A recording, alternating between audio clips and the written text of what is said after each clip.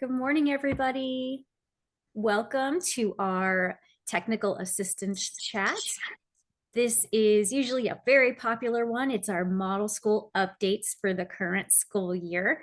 And we have Nicole Fintel, and she is going to be providing us with all the information that you'll need for this current year.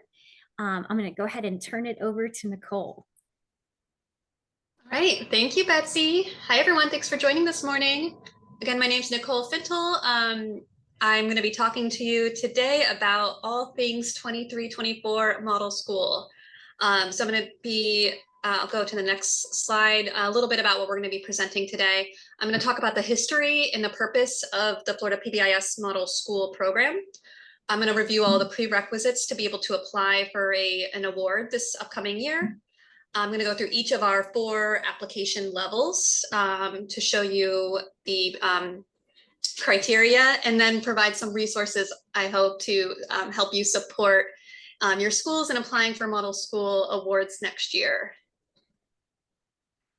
So Betsy, thank you for putting the handouts in today's chat. I have a lot of links in my presentation today. So if you access the PowerPoint via that link that Betsy just shared, you'll be able to click and access the resources there. So first, a little bit about the history of model schools. We established this recognition system back in 2008, 2009, with the purpose of celebrating effective PBIS implementation and progress in improving student outcomes across Florida schools. So the model school program also encourages schools to continue collecting and using data to continuously monitor their outcomes and guide decision making. We have specific criteria associated with being recognized as a Florida PBIS model school. This has always evolved and expanded over time. And that's to reflect the progress that we're seeing being made across Florida, and also to encourage schools to continue expanding and refining their PBIS systems. And since the Model Schools program was established, we've recognized over 700 schools now in Florida for their implementation of PBIS. You can see the percentage of schools with model status has been decreasing over the last few years. And this is due to a few factors. First of all, this is good news. We have a record number of active schools with the project this year. We've been doing a lot of training and getting new schools on board. But we've also been using our lessons learned from all of the previous model school award years, and as well as the best practices that we're taking from the field to continuously refine and tighten the prerequisites to apply for an award. And I think I mentioned this already a little bit, but there are some prerequisites for schools to be eligible to apply this year for a model school award. So this shows the prerequisites from for the current year. These actually have not changed from last year, so they may look really familiar. So first, schools have to be active with the Florida PBIS project. That just means that they've been trained by us and they're recognized by our project as actively implementing PBIS based on their continuous submission of data and engagement with our project. They also are required to submit all of the required evaluation items that are on this slide. This starts with the PBIS implementation checklist, or PIC, that actually just opened in our evaluation system online, I think on Sunday. It is due before December 1st. The PIC, if you haven't used it before, it's a quick checklist to assess the degree of implementation. It goes across all 3 tiers of support. And it gives teams a sense of what's been done, what needs to be done, and helping them with the planning process. So it's really a self-assessment planning resource. There are no minimum score requirements for the PIC to be eligible for a model school award, but we encourage you to use the data from the PIC to identify any implementation areas that your school needs to address throughout the year, so that there are no surprises during our end-year evaluation cycle where folks complete the benchmarks of quality and the walkthrough for Tier 1 and the TFI for Tiers 2 and 3. That said, there are some minimum score requirements for some of the other implementation measures that schools complete. To be a model school, schools must score at least a 60% on the Tier 1 walkthrough. That is that's completed by an external reviewer, such as the school's district coordinator might visit the school and complete that walkthrough. Schools are also required to score at least an 80% on the benchmarks of quality, which serves as a team self-assessment of their Tier 1 implementation. So those two minimum scores just indicate to us that the school is reporting a high level of implementation fidelity at Tier 1 for that school year. Schools are also required to submit both the Tier 2 and the Tier 3 portion of the tiered fidelity inventory. There are no minimum score requirements for the TFI as a prerequisite for model schools, but there are some associated with the TFI for some of the more advanced award levels. So I'm going to talk about that when we get to the gold and platinum section today. But again, no minimum requirements in the TFI just to be eligible for any award level. And then finally, schools are required to complete at the end of the year all portions of their outcome data summary to be eligible for an award. So the outcome data summary, or ODS, it's where schools can submit their average daily attendance, as well as number of referrals and suspensions that students received during the school year. And this is disaggregated by student race, ethnicity, and disability status. In addition to providing those outcome data, schools will not be eligible for an award if they report extraordinarily high rates of student referrals or suspensions during the school year. And when I move on to the bronze award level, I can give you a little bit more information about that prerequisite. And then the final prerequisites before a school can apply for a model school award this year relate to district support. So district coordinators must work with the Florida PBIS project and their TA contact to ensure that their team has participated in a recent yearly implementation planning meeting, or YIP, with our project. This is just one criteria for school districts to continue receiving support from us. Finally, each school has to be recommended by their district coordinator to receive a model school award. So that's just this one extra check that the DC makes this recommendation to agree that that particular school is implementing PBIS with fidelity and that they are experiencing some good outcomes for their students. So once a school has met all of those prerequisites, they'll be able to access the new and improved, hopefully new and improved online PMOD application system to complete and submit their model school application. And this year, that application is going to be open and available from June 18th through September 1st of 2024. And here's the full timeline for the 23-24 Model School Award cycle, including when each of those evaluation data will be available to submit. And again, that starts with the PBIS implementation checklist. So this is the first deadline for you all to be aware of for model schools. It's available right now in PBSES and is due before December 1st.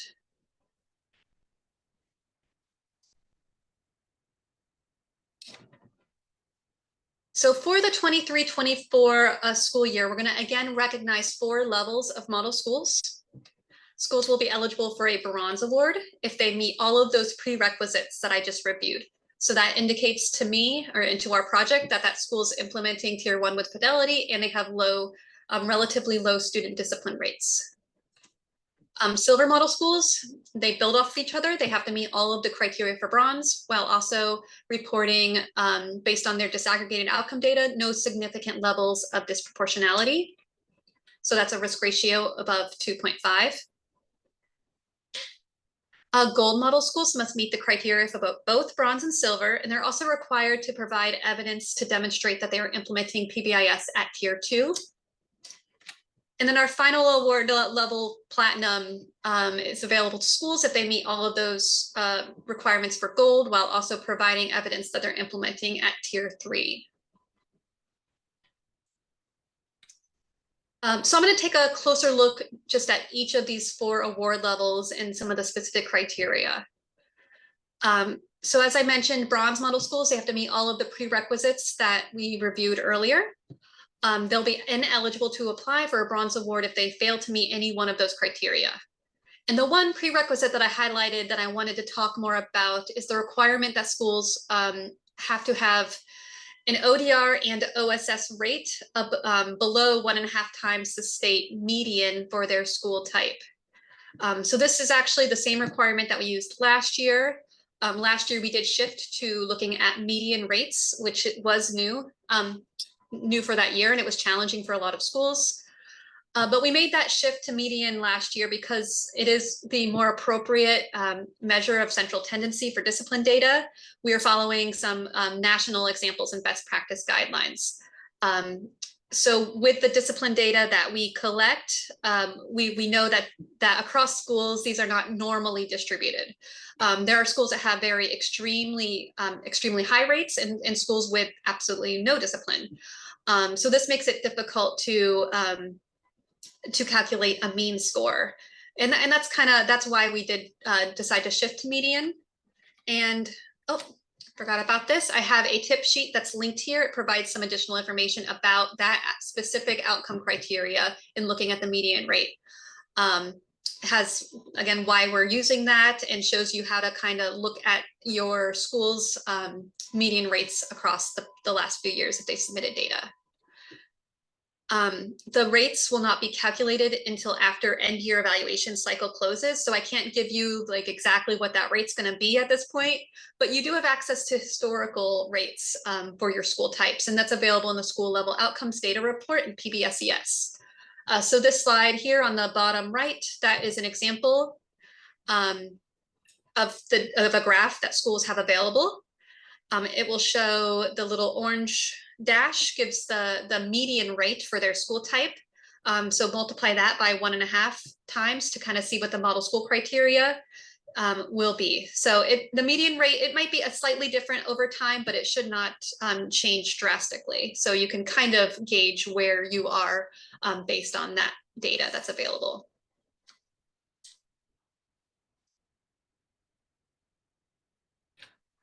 The only requirement for a school applying for a bronze model school award will be to log into the system and provide some basic contact information when the application opens. They will also have an option to share one resource from their school that they think contributed to their high rates of tier 1 fidelity and their low rates of discipline.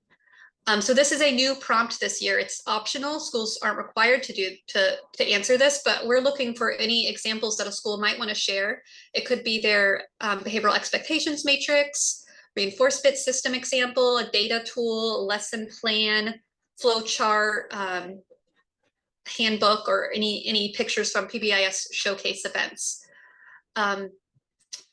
Again, it's optional, but it encourage schools to submit resources here, and they could be featured by our project, maybe on social media or in some other way if they do choose to submit.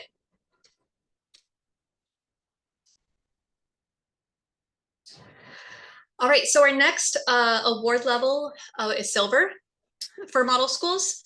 So silver model schools must meet the prerequisites for bronze, while also reporting no student subgroup with risk ratios for ODR or OSS greater than 2.5.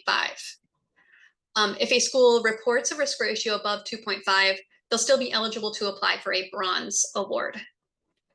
And just a quick note, we only calculate in our system risk ratios if that student subgroup has at least 10 students who experience that discipline outcome. So if it's a very small student subgroup, we don't calculate the risk ratio. We found it to be not as valuable or not as effective in looking at disproportionality for really small subgroups.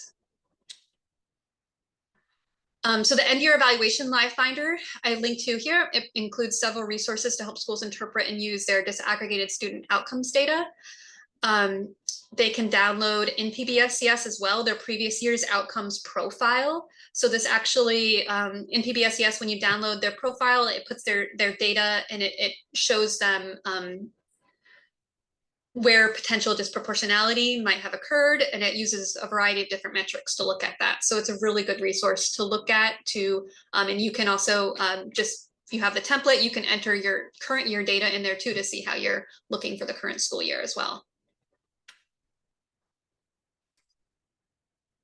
Similar to the bronze section of the application, the only requirement for schools applying for a silver model school award will be to log into that system and provide the contact information.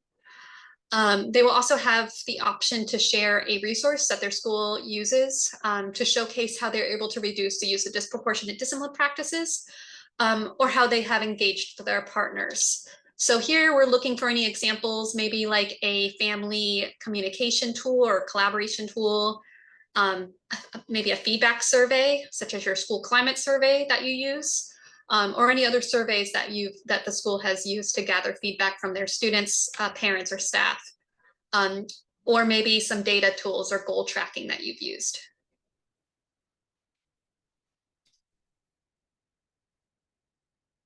And that brings me to the gold section. The gold and the platinum sections have a lot more items associated with them and more criteria. So it's going to take a little time to get through these two sections. But if a school is interested in applying for a gold model school award, they must meet all of the criteria for tier 1. And they must also report a TFI tier 2 score greater than or equal to 80%, as well as receive DC's recommendation to apply at the gold level. So that's where I mentioned earlier, there are no TFI minimum scores associated with the prerequisites. But if you're applying for a gold award, there is that minimum score criteria. This is our 3rd year trying to refine our recognition process at the advanced tiers, and our 2nd year trying to tie criteria to the sections within the gold and the platinum applications. So I'm going to briefly review the items that are included in gold and platinum before providing a review of the response criteria at both of those advanced levels. And we have a number of resources as well that will go much more in depth into each of the items, as well as provide resources to help schools with those sections of their application. The specific application items for a gold award remain largely unchanged from last year's applications if you applied for a gold or a platinum award last year. But we have made a few minor just language updates, and we tried to include in the application some help text for each item to specifically review the types of resources we're looking to receive. So the first 2 items of a gold application are meant to gather evidence that the school has a clear system in place to help them identify and match students to appropriate tier 2 behavioral interventions. For that first item, the school should upload a resource that demonstrates both data sources they use to identify students for tier 2 interventions, and any specific and clear decision rules tied to those data sources. So I want to emphasize the and there, that it has to be both a data source and a decision rule. For item 2, the school should upload a file that demonstrates how they match or group students to their tier 2 interventions based on the student's function and skill needs. Both of these items will also include space for the school to provide additional text to their uploads to help the Florida PBIS reviewers understand the tier 2 system for identifying and matching students to supports.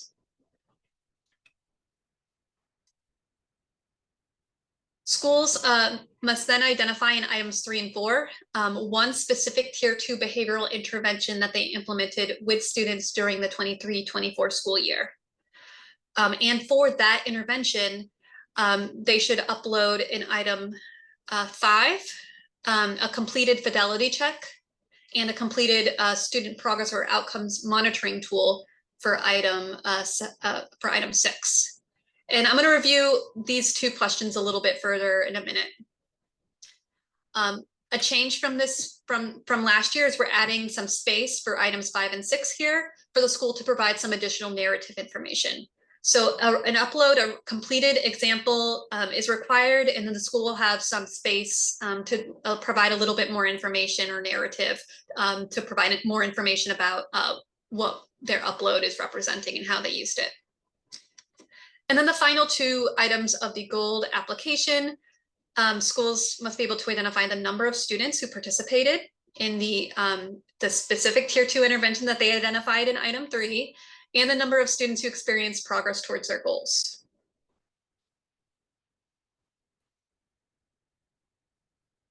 So I'm going to move on to platinum, and then I'm going to kind of discuss a little bit about the gold and the platinum criteria together for the specific items, because they kind of go hand in hand. So finally, to apply for a platinum award, schools must meet the tier 1 criteria, while also reporting both the tier 2 and tier 3 TFI scores greater than or equal to 80%, as well as receiving their DC's recommendation at the platinum level. In the actual platinum application, we're going to ask schools to identify the number of students from ESE and from general education who received tier 3 behavioral supports during the 23-24 school year, as well as the number of students who experienced progress towards their goals. And then the last 3 items of the Platinum application, we ask that a school upload 1 de-identified functional behavior assessment, or FBA, and an associated behavior intervention plan that was implemented at their school during the 23-24 school year. They must then show a completed example in item 12 of how they measured fidelity of implementation of that specific BIP, and show a completed example of how they measured student progress towards their goal in item 13. Both of these also have some supplemental areas for supplemental description for schools to add.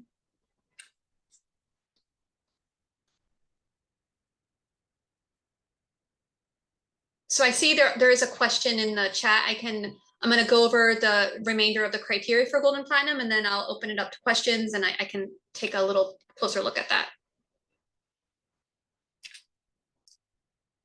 We have a practice application for 23-24. It includes all award levels available on our website, and it's linked to here on the slide in that little tip box. This practice form, it goes through each application level and the specific items that will be included. I encourage all schools, particularly for those Gold and Platinum awards, to access that resource now and use it to plan for the types of file uploads that are going to be needed in the responses prior to the actual application window opening. So this screenshot just shows one example from the form. I think it's the fidelity of implementation for Gold. So you can see some italicized text under the actual item. We expanded this text a lot in the practice form for this current school year than we've had in previous school years. So that text provides helpful information for schools to understand exactly what we're asking for in the application and clarifying information to make sure that they completely understand what their resource should include.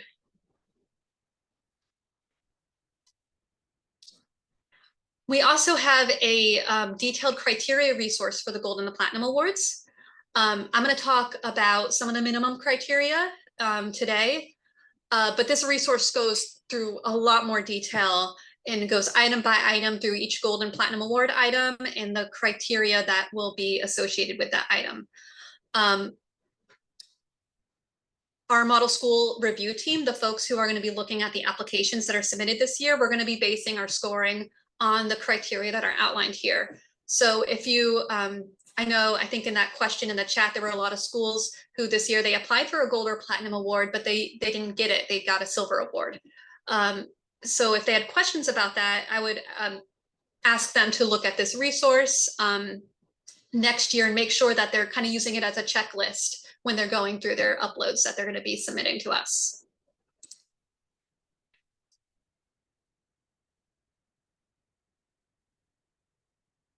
And before I get on to the resources to support your applications, I wanted to look a little bit specifically at some of those detailed criteria for the Gold and the Platinum applications and some of the changes from last year. I mentioned earlier, all application items remain unchanged for the most part from last year, but there's going to be those additional optional descriptions that schools can fill out in the fidelity monitoring and progress monitoring items for Gold. I also want to emphasize that there are some responses that we did accept last year in last year's submissions, but that might not be accepted this year. And this is because we're taking what we learned from the submissions and trying to improve the application itself to provide additional clarifying information to make sure that we're being completely transparent in what we're looking for in the submitted application. So we did all of those updates that this detailed criteria resource and the practice form here. We added that additional information to hopefully make it clear what we're looking for in our responses.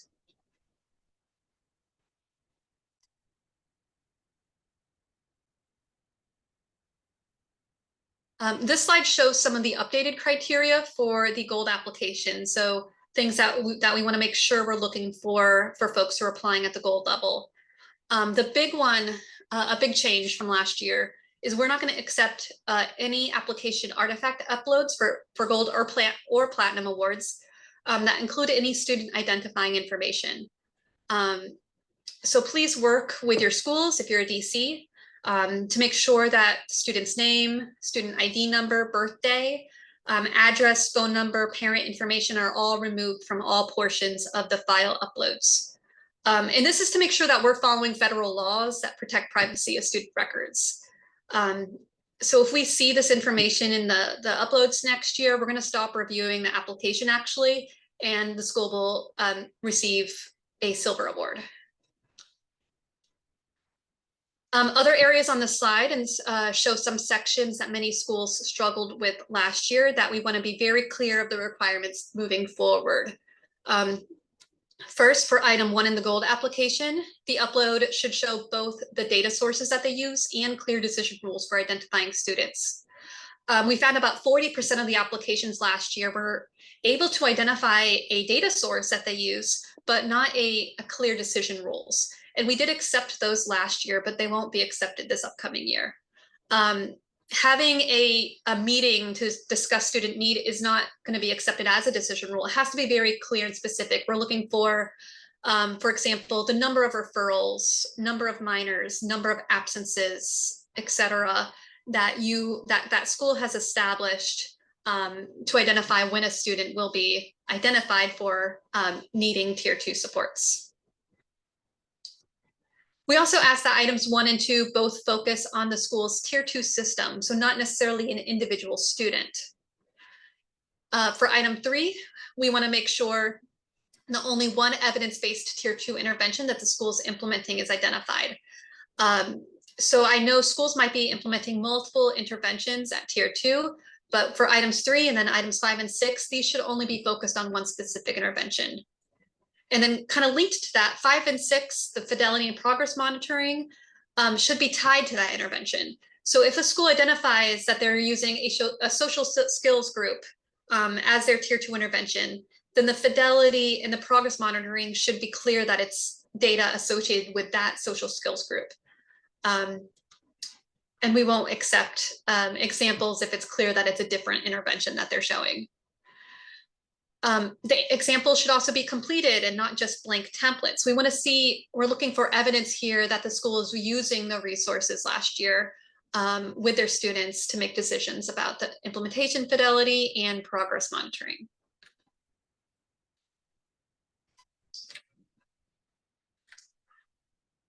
The updated criteria for platinums are pretty similar to what I just talked about with gold. Again, all files should be de-identified.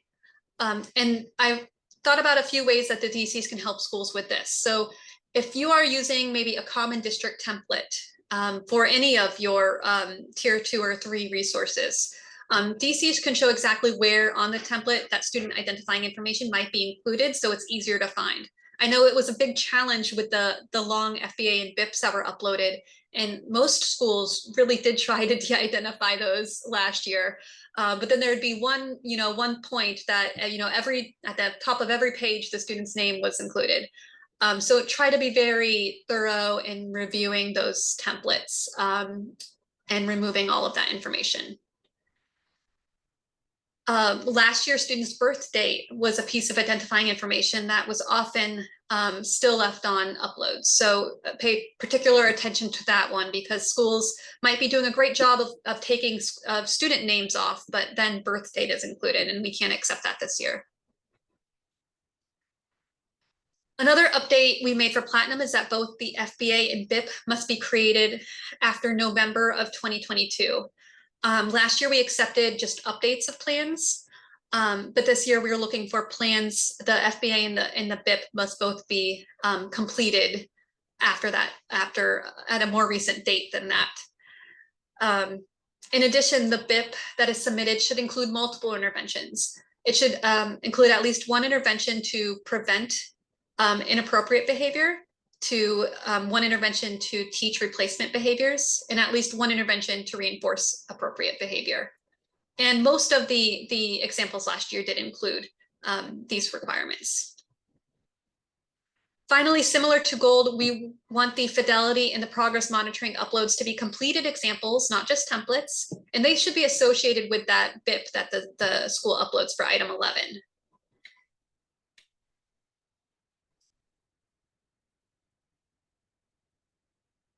One of the items that schools have struggled with from both the Gold and Platinum applications in the past have been that fidelity monitoring. The responses to this application item for both Gold and Platinum should demonstrate how the school monitored practitioner or teacher adherence to the essential intervention components or implementation dosage of that intervention. I kind of try to define it a little bit better here to make it more clear what we're looking for. So for example, if a school decides to upload a resource to show how they monitored adherence to the intervention, then that resource should be detailed enough to provide information about whether multiple intervention features or steps were implemented. For dosage, if a school is trying to demonstrate dosage, then their upload should include data on student attendance or receipt of the intervention over multiple time points, or some data that provide intervention information about the frequency in which the intervention was delivered. So, for example, that school might show the percentage of sessions or check-ins that the student attended or participated in.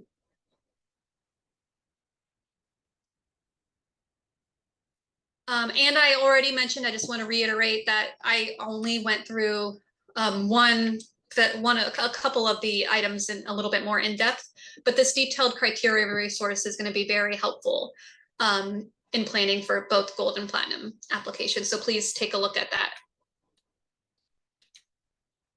All right, so that was a very brief, quick overview of the 4 different award levels and the application responses that we're looking for this year. So I'm going to take a look at the chat box. I see there's have been some questions going on, and it looks like a lot of our staff have been responding. I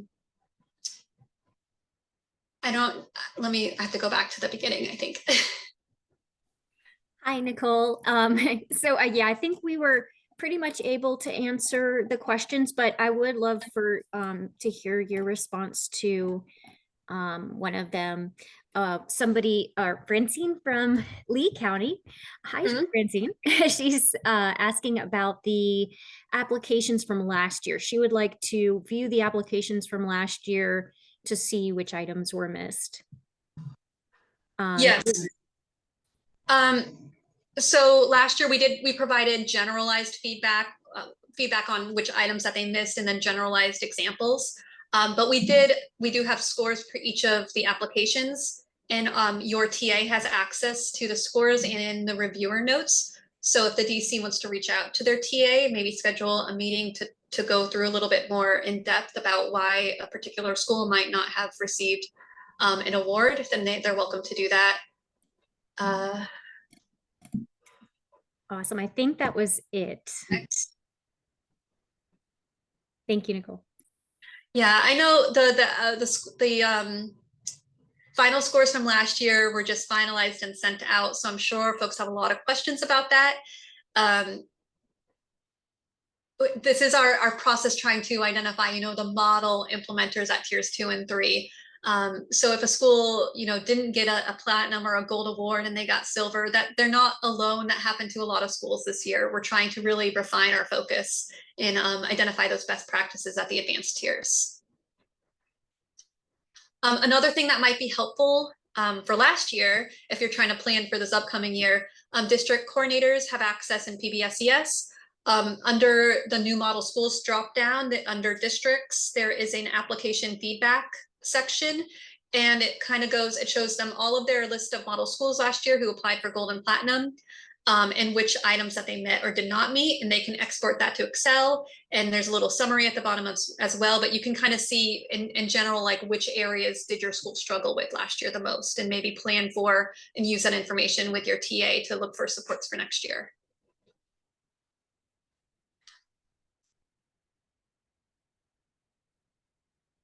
For exemplars, if accepted responses, Chuck, I would look at, there was a TA chat actually last year that Kat did, and it kind of went through exemplars from the previous year, and I think that still very much applies for this next year. But yes, I think we're also going to be taking a lot of the best practices that we pulled last year and developing some resources too to help folks with this upcoming year. All right, any other questions about the information I've looked at so far before I move on to resources. This recorded training for today's TA chat is being recorded and will be available.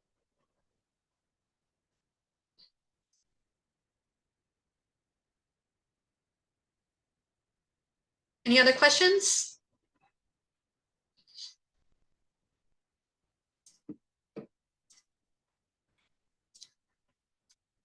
Okay, so I'm going to move on. If you have any questions, just put them in the chat and I'll check back in a few minutes. But the last section of today's chat, I wanted to look at some resources that are available to help schools and districts in supporting their applications next year.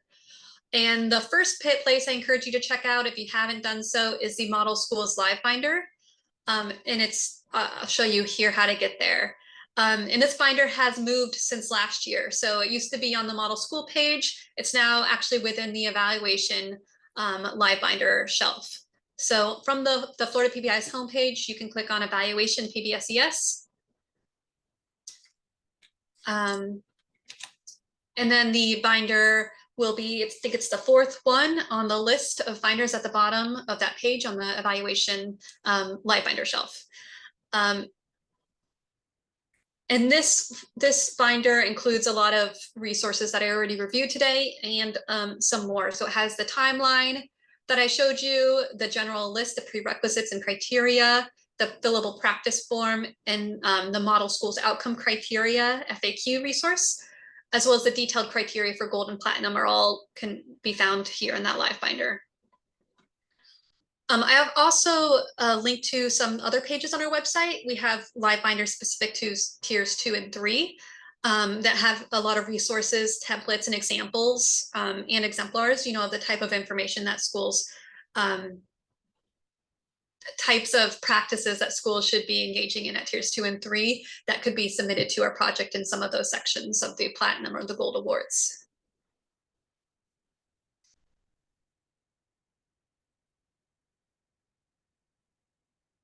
For all award levels, schools are required to submit those various evaluation measures to our project, and the district coordinators that are on the line, you guys can play a very important role in both communicating those deadlines and those criteria for data submission, and you can also monitor submissions for the schools in your district. So if you haven't used this in PBSES, it's a really, I think, helpful page, but there's the monitoring page.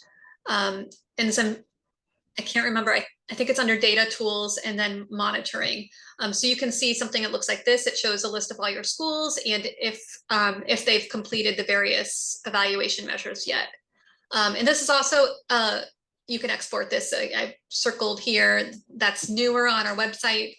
Just since the last few months, you can now export the monitoring page to Excel and kind of play around with it there as well. Thank you, Kat. We also have a series of briefs and videos on our evaluation system live binder to further help schools and DCs in submitting and monitoring their data, as well as using those data reports in PBSES to problem solve around implementation. So similar to the Model School Live Binder, go to the evaluation page from our website. And then check out the PBSES user support resources binder here. It has some of these examples are resources you can find there, such as a resource to help ensure accuracy in the self-assessments, resources on how to submit and monitor data, and how to use and interpret the district and school data reports that you have access to.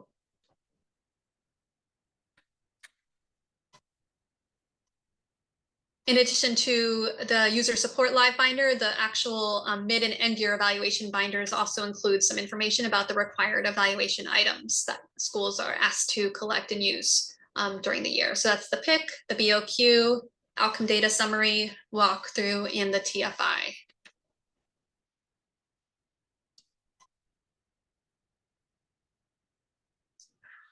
And I'd like to end today's chat by just providing some general tips for both schools and DCs for the 23-24 model school application cycle.